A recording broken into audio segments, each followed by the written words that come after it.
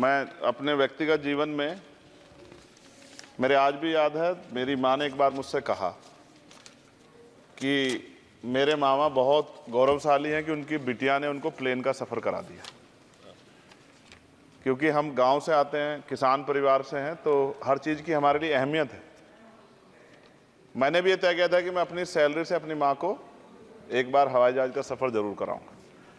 अब हालात ऐसी हैं, आप बेहतर जानते हैं, हमने देश भी जानता है, सब लोग जानते हैं कि गरीब आदमी हवाई जहाज़ में सफ़र नहीं कर सकता। प्रधानमंत्री जी तो कहा था बहुत दिन पहले कि चप्पल वाला जो है हवाई जहाज़ में सफ़र करेगा, लेकिन आज हालात ऐसे, किराया भाड़ा इतना बढ़ गया है, जो नीतियाँ हैं उसकी वजह से, कि गरीब आदमी सफ़र नहीं कर सकता है। गरीब आदमी तो ट्रेन में एसी के डब्बे में सफ़र नहीं कर सकता, इस तरह के हालात। तो मेरी मंत्री जी से मांग है कि कोई व्यवस्था ऐसी की जाए कि जो करोड़ों महिलाएं देश की हैं, करोड़ों परिवार ऐसे जिन्होंने सपना ही देखा हवाई जहाज को जाते, उनको भी एक बार मौका मिले कि हवाई जहाज का सफ़र कर लें। तो अगर किराया सस्ता होगा तो शायद वो प्रयास कर सकते हैं, उनके बच्चे प्रयास कर सकते हैं। साथ साथ वायु यात्रा में सेफ्टी सिक्योरिटी का बहुत ज़्यादा ध्यान रखने की ज़रूरत है। कई बार हादसे हुए हैं, कई चीज़ों पर हमें गौर करना है। साथ साथ ज़्यादातर एयरपोर्ट जो है वो प्राइवेट हो गए, और प्राइवेट होने की वजह से कर्मचारियों का शोषण होता है। कर्मचारियों की, क्योंकि हमारे यहाँ बेरोजगारी बहुत है, तो कर्मचारियों को वहाँ काम करने में जो सैलरी मिलती है उसमें एक बार का टिकट भी नहीं आता कई जगह पे। तो मेरी आपसे ये आग्रह है कि जिन लोगों जो प्राइवेट हो गए वहाँ भी सैलरी कम से कम न्यूनतम वेतन इतना होना चाहिए 20,000 रुपये, कि वो अपने परिवार का भी और सफ़र भी वो कभी कर ले, ऐसा मौका भी उन्हें मिलना चाहिए। साथ साथ प्राइवेट होने की वजह से SC/ST OBC के बच्चों को जो नौकरी मिल जाती थी वो भी जीरो होगी।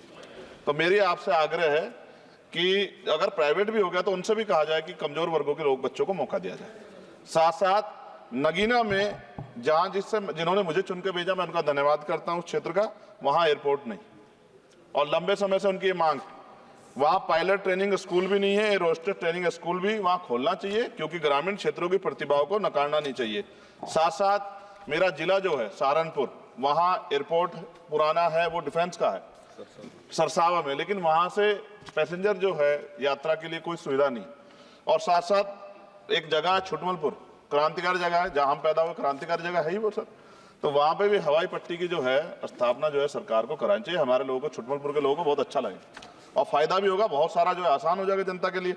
और सुबह से हम प्रयास कर रहे हैं सर कि हमें बोलने का मौका दिया। यहाँ छोटी पार्टियों के लिए थोड़ी समस्या है और 2.5 घंटे इंतजार का मौका मिल रहा है। मैं भाजपा के साथियों को याद दिलाना चाहता हूँ, एक समय था कि आप पे भी 2 मेंबर ऑफ पार्लियामेंट थे, आज आपकी सरकार है, आपको तीसरी चौथी बार मौका मिला है। अगर हम लोग भी ज्ञान की कमी थोड़ी है किसी में, ऐसा तो रानी के पेट से ही राजा पैदा होता है या कोई माँ के पेट सीख के आता है। हम तो संघर्ष करके आए 15-15 साल, तो जब हमें मौका नहीं मिलेगा, अपनी बातें रख पाएंगे तो हमारी बात कैसे पहुंचेगी। साथ साथ मेरा आपसे आग्रह है, ये मेरी मांग नहीं है, ये पंजाब के लोगों की मांग है। देश के प्रधानमंत्री जब कह के आए थे पंजाब में, कह के आए थे पंजाब में कि जब आदमपुर एयरपोर्ट का नाम जो है सतगुरु रविदास जी महाराज के नाम पर करने के लिए कह के आए थे प्राइम मिनिस्टर। आप पता करा लो, ऑन रिकॉर्ड है, प्राइम मिनिस्टर ने अपनी स्पीच में कहा जब पंजाब गए कि हम इस जालंधर में जो एयरपोर्ट है आदमपुर में, कि हम उसका नाम सतगुरु रविदास जी महाराज के नाम पे करेंगे।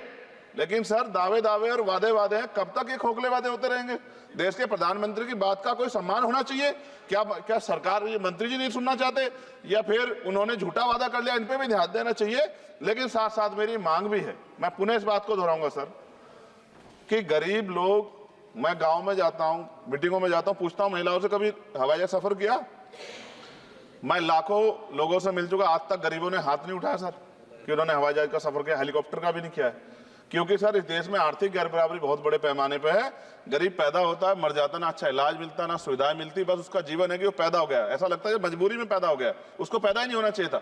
इस देश में कमजोर वर्गों के लोगों का भी सम्मान होना चाहिए, उनको अवसर मिलना चाहिए। सरकार की योजनाओं में गरीबों की हिस्सेदारी होनी चाहिए, इस बात का ध्यान जो है सरकार को रखना चाहिए। और अगर सरकार नहीं रखती है तो वो सरकार सर गरीबों की नहीं हो सकती है।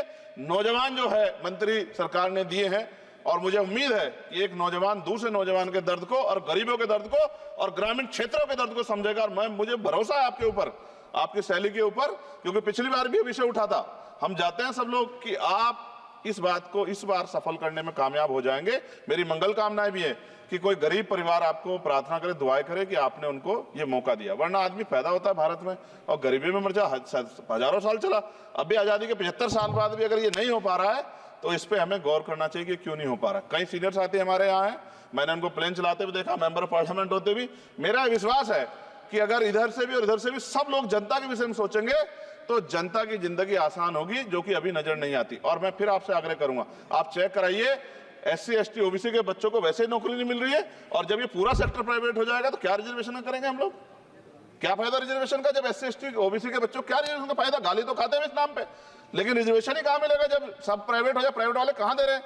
तो उनको कहिए कि प्राइवेट सेक्टर में मैं विधेयक लेके आया, निजी विधेयक, कि प्राइवेट सेक्टर में SC ST OBC के बच्चों को मौका मिलना चाहिए।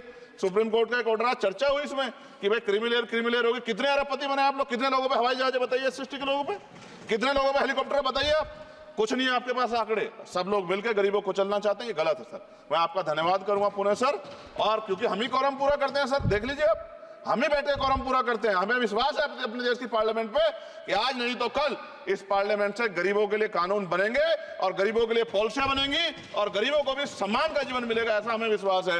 मैं आपका धन्यवाद करता हूं और मुझे उम्मीद है नौजवान हमारे मंत्री से कि वो गरीबों की बात को सुनेंगे और हम लोगों की पीड़ा को समझेंगे और हमारे क्षेत्रों में काम कराने का। धन्यवाद। श्री रविंद्र